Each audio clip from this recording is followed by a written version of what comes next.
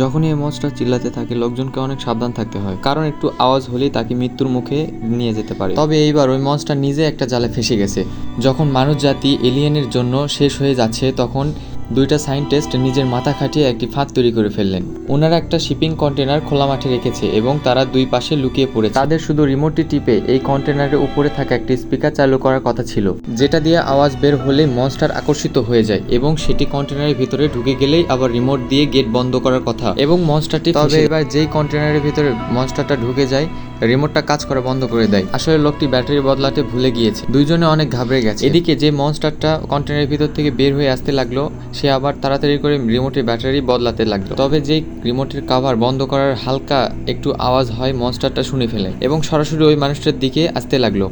নতুন ব্যাটারি তোলার পরেও সেই রিমোটটি আর কাজ করতেছে। তখন ওই লোকের পার্টনার সময় মতো পৌঁছে যায় এবং ওই মনস্টারটিকে মেরে ফেলে। এই ধকলের পরে ওনারা সিদ্ধান্ত নেয় পরের বার এমন ভুল কাজ আর করবে না। পরে আবার দুইবার করে চেক করে সবকিছু সিস্টেম আবার অ্যাক্টিভেট করে এবং স্পিকারটি চালু করে দেয়। এবার স্পিকারটা থেকে অনেকক্ষণ আওয়াজ বেরোতে থাকে কিন্তু কোনো এলিয়েন আশেপাশে দেখা যায়নি। এমন লাগছিল যেন সব মনস্টার শেষ হয়ে গেছে।